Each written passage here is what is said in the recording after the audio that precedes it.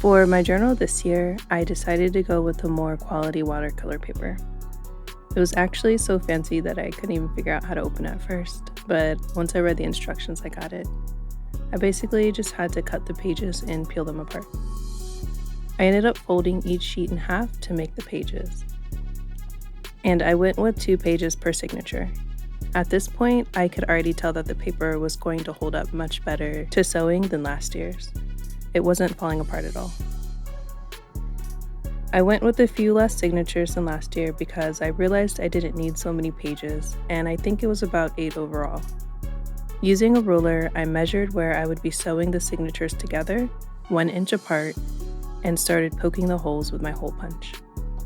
It's best to take your time with this because if the holes don't line up, the pages will shift while you're sewing, and that could affect the end result. Next, I used beeswax to wax my thread and started sewing the signatures together.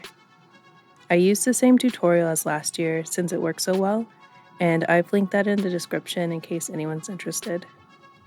I mentioned in my 2022 journal video that I didn't like the pre-waxed thread that I used, and I'm so glad I decided to wax my own thread this time. It was way easier for me to work with, and I think the stitches look a lot neater. They also add a lot less bulk to the spine.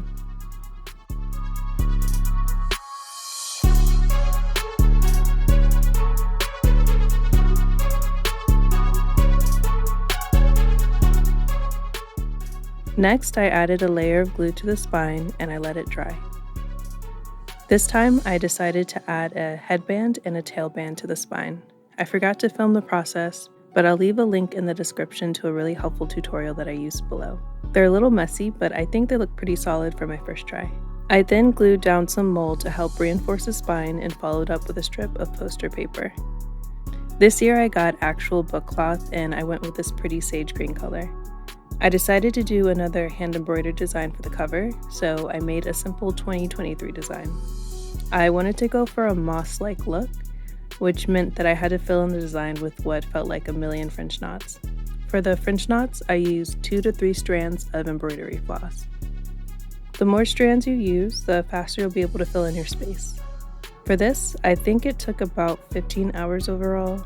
It was pretty tedious, but I think it turned out really cute in the end.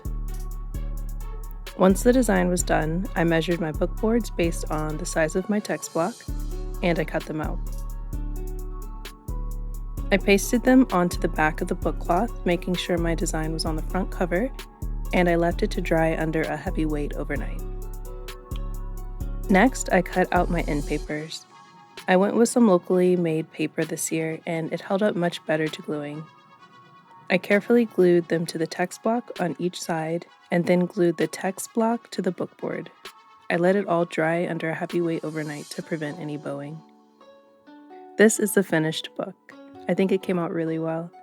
As always, there are a few imperfections, but I love the design on the front cover, and I think the head and tail bands add a more finished look to it all. I do think that embroidering the fabric caused it to wrinkle, especially because it has a paper backing, and I think you can definitely see that in the finished book. Overall though, it's not really a problem to me. I do really love how it turned out, and I was able to make some pretty significant improvements to last year's journal. I also thought I might share a bit of the finished 2022 journal. I definitely recommend giving bookbinding a try if you enjoy journaling. Creating my own journal from scratch motivated me so much to use it consistently and really keep up with my goals, like making sure to paint each month. And even though it's something only I will really see, it makes me really proud and excited to know that I have this to look back on.